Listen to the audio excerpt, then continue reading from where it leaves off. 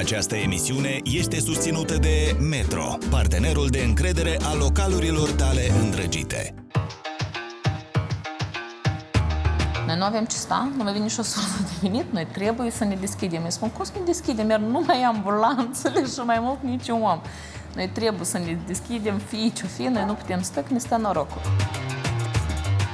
Noi odată am avut o comandă mare de colaci și când vedem că colacii îmi crapă, ne-a luat fata deoparte care e responsabil și a întrebat-o ce probleme ai. Și da, eu am început a plânge că are probleme acasă.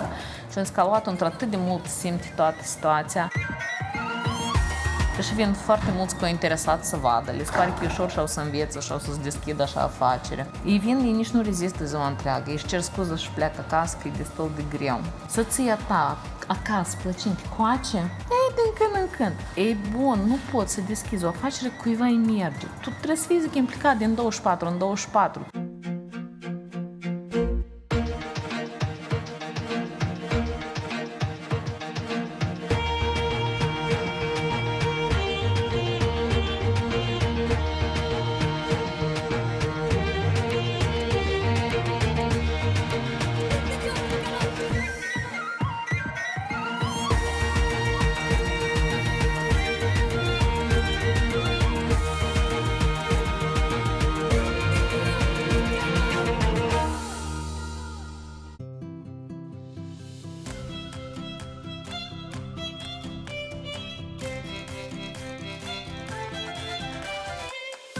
Am fost în România și am văzut că covrigăriile lor erau foarte întrebate. La noi, deși erau câteva specific, era puțin altfel.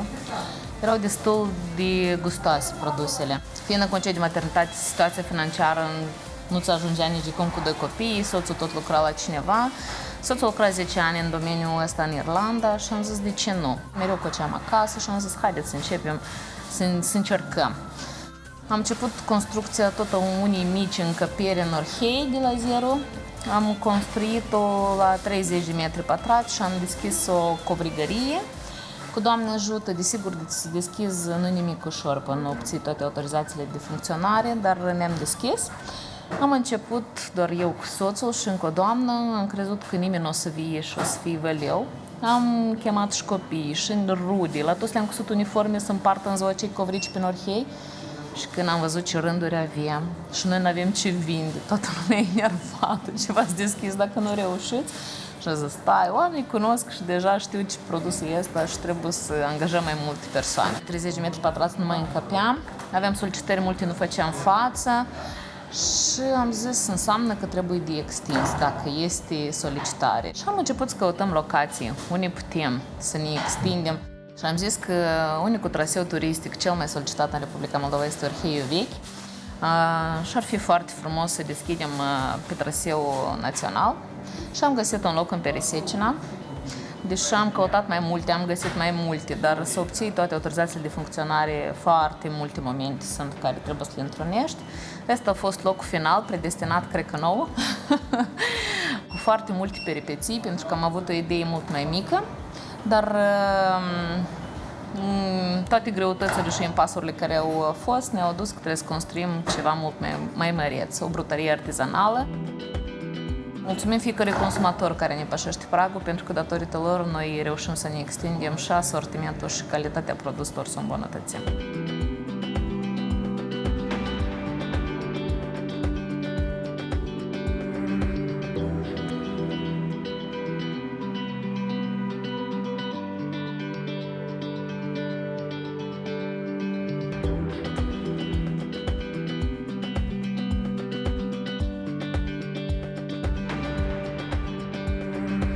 A fost un stres foarte mare pentru noi, pentru că noi deja eram pe ultima 100 de metri, noi făceam testările să ne deschidem în luna martie anul 2020. Deja am comandat toate produsele, materia primă pentru deschidere, să facem față la cantități, ca seara să fim anunțați la nivel național că intrăm în carantină generală. Asta a fost un șoc pentru noi. Noi eram pe ultima 100 de metri. Noi am stat o săptămână și am văzut că epidemia nu are cum să se oprească. Și soțul meu îmi spune, Lenuța, noi nu avem ce sta, nu mai vine nici o sursă de venit, noi trebuie să ne deschidem. Eu spun, cum să ne deschidem? Iar numai ambulanțele și mai mult niciun om. Noi trebuie să ne deschidem, fie ce-o fi, noi nu putem sta, că ne stă norocul. Așa și-am făcut. Joi ne-am deschis, au venit toți lucrătorii, am făcut curățenie generală, ne-am mobilizat foarte bine. Prima zi a fost destul de emotivă, noi am crezut că nu o să fie nimeni, dar ne miram că veneau și vecinii și alte persoane care mai aveau treabă pe traseu, desigur era foarte puțină lume. Și când am văzut a doua și a treia zi că persoanele revin, deși erau puțin mulți din cauza la situația creată, noi am zis că lasă că e bun și o să fie bine și într-o zi cu soare. Da, noi am primit o amendă pentru că noi trebuie să achităm toate taxele pentru persoanele care sunt angajate. Noi nu am avut nicio sursă de venit, noi nu făceam față de unde să iei tu bani, că sume considerabile în momentul cel erau pentru noi și desigur nu am avut de unde să le achităm și în luna iulie ne-a fost aplicată amenda. Slavă Domnului că nu în luna aprilie, că nu aveai nici de cum de unde să o achiți. Și a fost achitată. Asta este situația. Din păcate nu am fost susținut mediul de afaceri ca să fie anulate toate taxele care sunt impuse agenților economici, dar reieșind din faptul care este, slavă Domnului a făcut față. Toată lumea a rămas plăcut surprinsă că s-a deschis așa un local și o brutărie anume în Peresecina și nu în Chișinău, deși foarte mulți ne întreabă. Și noi ne bucurăm pentru că sunt foarte multe perechi, persoane care revin în weekend și iau mic dejun la noi, își servesc cafeaua, se plimbă la aer liber. Asta este foarte, foarte plăcut când știi că deja e consumatorul tău fidel, înseamnă că ești apreciat. De Doamne să-ți menții calitatea și aceste persoane să nu se dezamăgească de noi, pentru că datorită lor noi tindem la tot ce mai bun și cât asortimentul să-l mărim. Noi avem grijă de 5 căluți în Râșcova, care e 2 sate de la Peresecina. Și trăind în sat, e frumos, e lângă natură, dar câteodată simțim nevoie de ieși dimineața la un ceai sau o felie de tort, ceva mai special și noi am început să avem întâlnirile noastre la Marcu. Și asta cumva e plăcut pentru că e foarte aproape și mai ales când ajungem aici dimineața sau câteodată seara, în zilele de luni, marți, e liber și e destul de frumos, mai ales în perioada rece când stai înăuntru, luminițele sunt plăcute, gazdele deja ne recunosc. Я все равно обычно выбираю что-то, что люблю, а это картошка. Так что у меня, в принципе, набор стандартный. А Валера больше любит экспериментировать. Fiecare duminică mă trezesc la 6, mă trezesc la 5, încep să tremur și ies la cam la 6, 6:30 din casă și pe bike vin aici, iată la Marco. Și îmi iau cafeaua, mâncare e foarte bună. Eu nu am în Chișinău așa local, deci care să-mi placă așa de tare, plus drumul e foarte fain. Am văzut că lumea se oprește des și credeam că să fie un local fancy, când de fapt e un local fain, făcut de ai noștri, care probabil au lucrat în străinătate, că simte așa o grijă și o atitudine chiar și cu aceste pâini care se dau la bătrâni și e fain.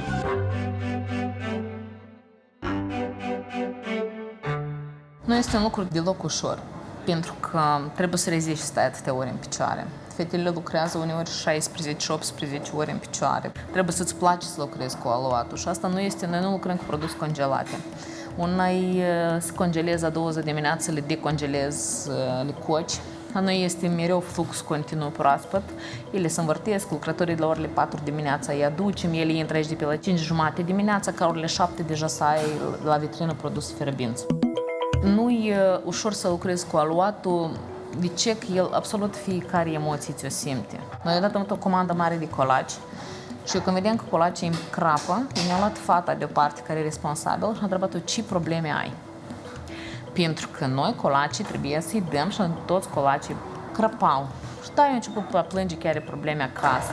Și am zis că aluatul într-atât de mult simte toată situația și trebuie să fie o atmosferă destul de plăcută în colectiv ca lucrul ăsta să sporească. Trebuie să-ți placă, nu rezistă fiecare, deși vin foarte mulți dornici, deși vin foarte mulți cointeresați să vadă, le pare că e ușor și au să învețe și au să-ți deschidă așa afacere. Ei vin, ei nici nu rezistă ziua întreagă, ei își cer scuză și pleacă acasă că e destul de greu. Pentru că este și responsabilitate, este și muncă fizică și trebuie să-ți placă să lucrezi cu aluatul. Nu poți să vii de dragul că ai nevoie de un oarecare lucru, să vii la un job. Nu, se vede din start. Pentru care vin la noi la lucru, noi îi spunem, bine, tu lucrezi 3 zile și noi îți spunem lucrul ăsta e de tine sau nu e de tine. Totul este artizanal. ceva s-a uitat din rețetă, ceva nu a fost făcut un pas corect, gata, rețeta este toată dusă de râpă și la noi nu utilizăm premixuri ca să-ți iasă aluatul cel umflat sau nu știu cum. Și chiar dacă utilizezi malaxoarele care să amestece aluatul, există timpul care nu fix 2-3 minute, dar tu trebuie să simți aluatul cel că e gata, nu lucrează la timp, nimic. Ești implicată 100%, primești 100% feedback. Asta este opinia mea personală. Nu poți, eu nu înțeleg ce înseamnă să lansezi o afacere, să obții profit. Asta e... Eu nu înțeleg ce fel de afacere e asta. La noi foarte multă lume s-a adresat de când ne-am deschis și m-am mirat de îndrăzneala acestor persoane. Absolut la fiecare persoană am răspuns și m-am întâlnit și am discutat că ei vor să deschidă anume așa afacere. Ori în Chișinău, ori pe traseu nu știu unde. Și am zis, de ce anume așa afaceri? Că la voi sunt rânduri. Cum poți să-ți deschizi o afacere fix așa că la cineva e rânduri? Du-te la o măcelărie, tot e rând, că carnea e bună. Deși nu-ți deschizi măcelărie? Ții trebuie să-ți placă. Vreau să deschid o afacere soției. Soția ta, acasă, plăcind coace? Ei, din când în când. Ei, bun, nu poți să deschizi o afacere, cuiva îi merge. Tu trebuie să fii zic, implicat din 24 în 24. Tu să lucrezi la cod cu lucrătorii tăi. Ну, здесь есть все, мне кажется, что нужно тому, кто мимо проезжает. То есть мы взяли там капучино, все, что хочешь для деток, плацинды с брынзой, вообще обожаю плацинды. Но здесь клевый дизайн, такой вот, вложились ребята хорошо, может даже слишком хорошо для этого места. Perisecina, eu cred că a fost un wow. Nu prea îndrăzneau la început persoanele din Perisecina zi, toți credeau că e un local foarte scump, sofisticat. Noi ne-am deschis un local care se poate să oprească șofer, am făcut și parcare mare, zic să oprească și camioanele. Eu am avut foarte multe idei păstrate, desenate pe foaie și mie nu mi încăpeau în metru pătrat toate ideile. Eu aveam așa de multe și eu pe toate le doream să le implementez. Ea vroia foarte mult să punem accentul pe confort, să fie create condiții de comoditate pentru toți vizitatorii și în special țin minte cum punea accentul pe grupurile sanitare, deci că trebuie să fie și pentru persoanele cu handicap, trebuie să fie și pentru mămici cu copii, dar și pentru doamne și pentru bărbați. Nici localurile de 300 de persoane nu au atâtea băi câte aveți voi și azi că e bine, nici o problemă, mie nu-mi pare rău că pierd din spațiu, dar știu că omul este plăcut, astea sunt lucruri necesare. Foarte multe detalii, care mulți nici nu le cunosc, dar la care s-a muncit foarte mult ca să obținem anume rezultatul ăsta de comoditate, de confort. E o armonie totală, deși sunt lucruri care nici nu-ți trăsnește prin cap, că au fost făcute manual sau a durat luni de zile ca să fie produse. Toți au rămas plăcut surprinși că anume în satul lor s-a deschis așa local. Și foarte tare îmi place acest sat, este foarte unit și foarte receptiv. Am avut nevoie de un lemnar, ei repede au găsit și peste noapte noi rezolvat înainte de deschidere. Acum chiar a fost Duminica Mare, singuri vecinii ne-au adus tei și ne-au spus că la noi în Perisecina tei spune anume în poartă, să veți o poartă tranică, o forță aici la untrică. Și sunt foarte uniți, dacă ai nevoie sună, noi reacționăm, noi vă ajutăm, ce vă trebuie. Uniformele, ia că la noi în Perisecina am scos cu uniforme, peste noapte pe la ghei am nevoie de 3 uniforme, foarte repede și te ajută și te îndrumă, unde să te adresezi, sunt foarte uniți.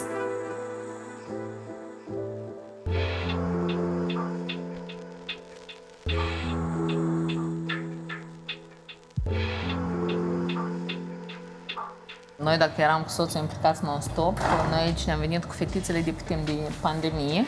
Mama mea tot în fiecare zi stătea, el nu se mișca de pe scaun. Mama, fă-te rog ceva mâncare. Nu că eu sunt ocupată, eu calculez toate pentru și tu calculezi mașinile. Să vedem azi câte mașini au fost, câte au cumpărat dintre ele și câte nu au cumpărat. Zic, mama, există acum alt sistem. Eu n-am copt tort niciodată în viața mea. Nu-i permiteam, într-adevăr, nimic. Tort nici nu cumpăram, nici nu pregăteam. Acum, mai târziu, a prins pofta de torturi și lucrează și zilnic, ceva născocește, ceva găsește, caută. De la 4 ani eram plinuță, la noi eu toată viața vă știu toate dietele și toate sporturile de fața pământului. Mama mea fiind o sportivă profesională, profesoară de educație fizică, eu și cu exerciții și cu diete. Nu, eu zic, mama, dar liniștește, că ne da nu.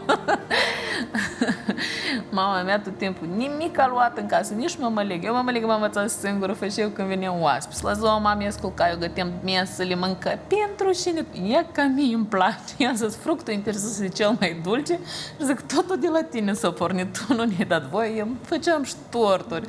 Mama tot îmi spune, Lenuța, dar gustă și gata, nu mai mânca toată plăcinta. Nu, mama, dacă e bună, cum să nu mănânc toată? Eu pot să spui ce vrei? Copil năstrușnic, precum și-o rămas. Ingenioasă, săritoare la nevoie, cu foarte mulți prieteni și îi păstrează și înmulțește. N-avea timp de gătit. A mai crescut, a început să învețe și universitate, și academie, și colegiu, și apoi art manicure, machiaj, să-și facă banul său. Cu gătitul a început mai târziu și cred că i-a inspirat soțul. Mama mea, banii care îi câștiga, au spus că mâncarea e ca să te menții fizic. Dar banii care îi câștiga mama mea îi strângea și noi călătoream. Noi am călătorit foarte mult cu mama mea, vreau să-i mulțumesc pe intermediul ăsta, pentru că așa am văzut o experiență culinară, am avut-o internațională. Am lucrat, prima funcție a fost specialist în cadrul unui minister, apoi m-am transferat la o agenție. Am ajuns șef de direcție, da, este lucru foarte interesant, este muncă intelectuală, lucrez foarte mult cu legislația, dar tot e mai foarte mult suflet și te epuizez, pentru că este foarte multă muncă. Și noi când ne-am deschis la Urhea eram în concediu de maternitate și fiind și eu și soțul împreună, ieșau scântei și am zis, eu cred că trebuie să mă întorc la munca mea, să rămâi un șef. Zic, eu am să lucrez din spate. M-am întors înapoi la muncă și când am văzut că este necesar să ne extindem și nu mai facem față la Orhei, deja fiind totul planuit pe foaie, s-a început construcția, soțul spune, vrei, nu vrei, dar trebuie să te implici tu aici 100%, că eu n-am să fac față singur. Pentru că și lucrătorii îmi spun, cum rezistați voi, că voi sunteți aici non-stop, noi mai lucrăm de 2 zile, voi sunteți non-stop de dimineață până în seară. Eu zic, eu nu sunt oboseala asta așa, pentru că o lucrez și tu știi că trebuie și fugi timpul.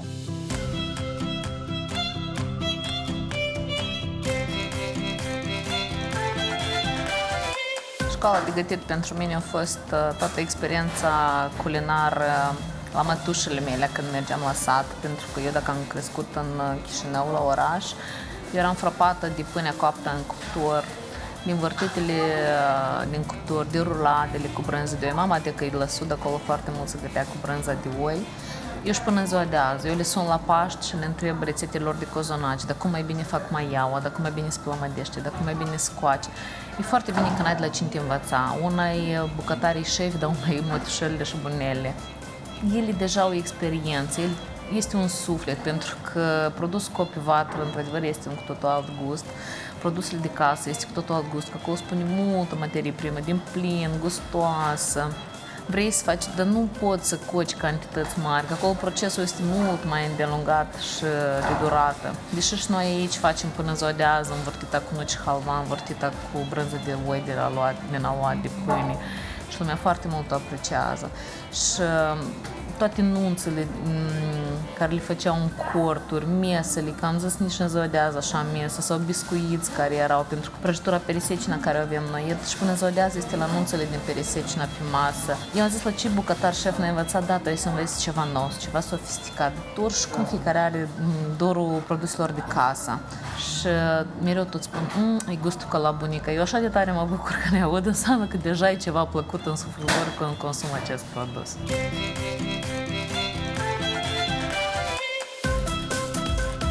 Plăcintele domnești sunt plăcintele în formă de cosiță împletită, în formă de roată, care reprezintă infinitul. Noi când ne-am deschis aveam un panou la traseu, lasă jele și hai la plăcinte, pentru că toți erau într-o jele totală cu pandemia și toți se opreau, că numai panoul ăsta ne-a dat un imbolt să ne oprim la voi. Plăcintele este toți când mâncau afară îmi spuneam, mai bine spuneți că veniți la plăcinte sfărămicioase și care stăpesc în gură, când le mănânci aluatul ăsta e moale, subțire, sfărâmă și rămâne umplutura. Pentru mine ele sunt destul de gustoase și mai ales în combinație cartofi cu brânză de oi, care este interesantă și deja este apreciată de consumatori.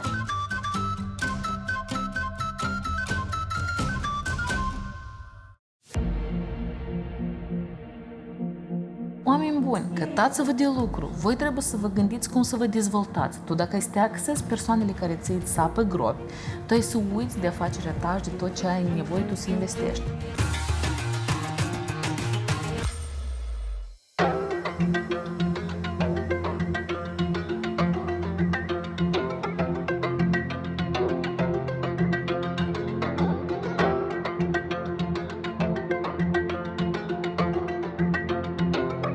Niciodată nu trebuie să fie frică de concurență, niciodată. Pentru noi este un exemplu pur adevărat din viață. Pe noi concurența mai tare ne-a întărit. Persoanele au ce compara, au ce aprecia și atunci ori devii mai bun, ori devii mai rău. Desigur, dacă ai calitate, devii mai bun. Mereu trebuie să investești ca să fii bun. Noi am început primii cu pungi din hârtie în orhei. Nu era. Bine au început și restul. Cu logotipuri, cu pahare, cu zahăr. Foarte mulți iau exemplu și am zis, eu mă bucur. Alții, tu cum chiar nu te apuci de capul lor? Uite, da, am avut piedici foarte multe, ne-au trimis și controale. Și am zis, oameni buni, cătați-vă de lucru, voi trebuie să vă gândiți cum să vă dezvoltați. Tu dacă ai să te accesi persoanele care ți sapă gropi, tu ai să uiți de afacerea ta și de tot ce ai nevoie tu să investești. Ești, te gândește la calitate, cum tu să crești, cum să devii și mai bun decât ești, tu e neduș, pentru că invidia e nedușă pe fiecare. Persoanele astea, tu reprezinți un exemplu și normal că nu o să se bucure pe timp că tot vor afaceri în acest domeniu. Ești te bucur că ești exemplu pe cineva, tinde să fii mai bun, tinde să arăți că ești mai bun. Efectul bumerangului în viață, toată viața au lucrat. Nu trebuie să te accesi persoanelor care îți sapă gropi. Un șut în fund este un pas înainte, înveți multe, da, nu e nimic ușor, sunt oameni foarte și foarte răi. Eu am zis că fiecare își are locul lui pe pământ și are cine să se ocupe de dânsi mai departe. Nu trebuie să pierzi timpul.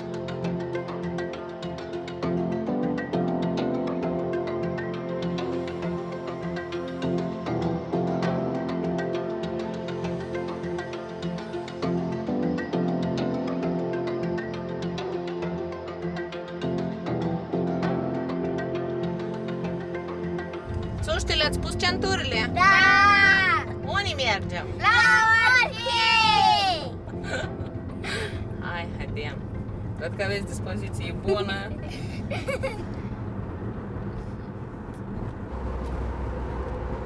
Mama, ce face surioara noastră din burtică? Surioara voastră, că rămâne șocată câte drumuri avem noi și cât lucrăm. E crește, e bravă, e cu minte, e ascultătoare. Îmi dă voie să lucrez până la urmă. Dar te bate? Mă bate. Tare? De ajuns o sunt că tot e ok.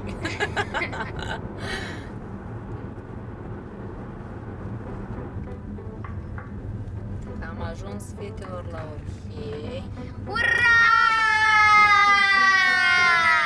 Eu nu știu ce a să fie când a să fie și a treia.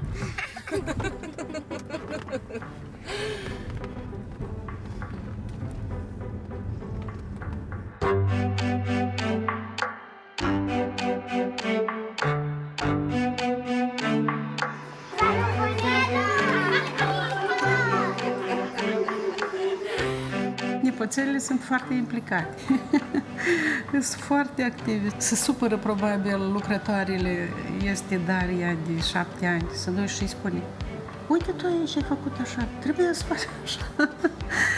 Și o scăpăm de sub control și pleacă ca să vadă dacă totul merge bine.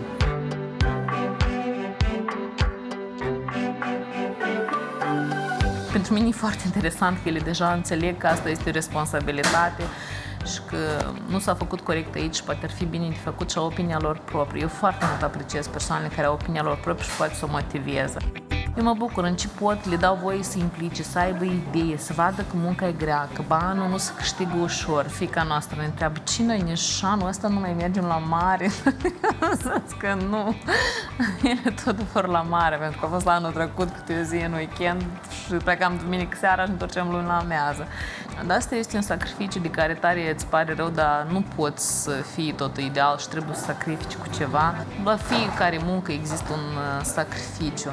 Eu sper că asta totul se recupereze. Oricum suntem împreună mereu, dacă nu la iarbă verde, la biciclete, la picnic, la un masterclass, la jocuri.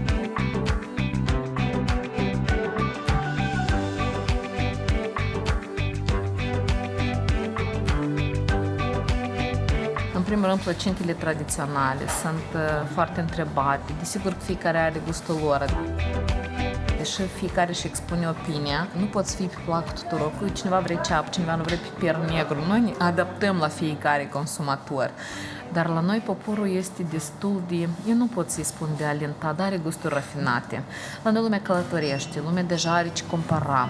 Lumea deja îți spune de croissant, de quiche, de tortul ăsta, de ăsta, de rovegan ce materii primă, dar cum faceți, dar ce puneți. Și mie îmi place că lumea cunoaște, pentru că și angajații noștri tot îmi spun, doamna Elena, țineți în lecții să avem și noi idei despre toate aceste produse. Punem cu maia, cu făină integrală. Eu primesc plăcere că lumea cunoaște și lumea apreciază după ce gustul. Că damplă de făgăr e făcut așa și nu ne-ați mințit că n-ați spus că sunt după gust. Atâta timp cât la noi lumea are gusturi bune, tu tind să devii tot mai bun și mai bun și să la produse de calitate. Pentru mine, aceeași plăcintă mie mi-aduce aminte că la noi veneau mereu foarte mulți oaspeți și prima mâncare care o gătea mama, asta era plăcinta la ceaun, cu brânză de oi. Și eu știu că unii ne ducem, era pâinea coaptă pe vatră la țară, pentru că știu că noi eram dornici de tot de cuptor, de ruladele din cuptor, zama de casă. La noi este foarte gustos și asta apreciază și persoanele care vin de peste hotare în Republica Moldova. Ei rămân frapați că la noi și se mănâncă mult, și gustos, și mesele sunt tot timpul pline. Dar mi-mi plac reuniunile astea frumoase, dai mâncare, cu un pahar de vin, dar asta este vorba, asta este amintire, este ceva plăcut, este mult zâmbet, râs și joacă și dansuri. Mi-e tare îmi plăcea pe timpul când mă duceam la zi de nașteri, erau mese și se terminau cu dansuri. Noi în lumea în ziua de azi nu mai știi să întâlnească și să distreze, să danseze. Zic, într-un apartament 30 de metri pătrați, noi mâncam și dansam.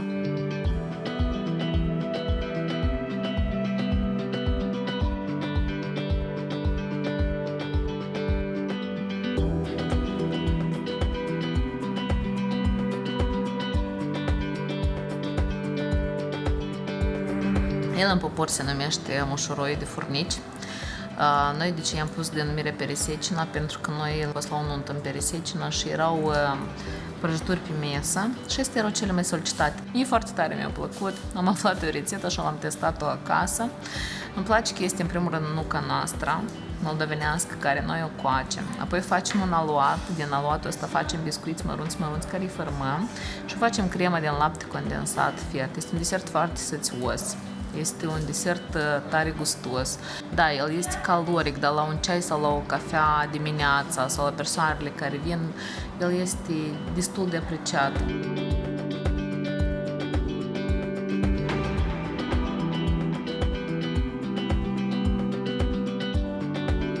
Pentru noi este Peresecina pentru că el este desert tradițional la toate ceremoniile din Peresecina, zi de naștere, anunț cu material este pe mesele oamenilor din Peresecina.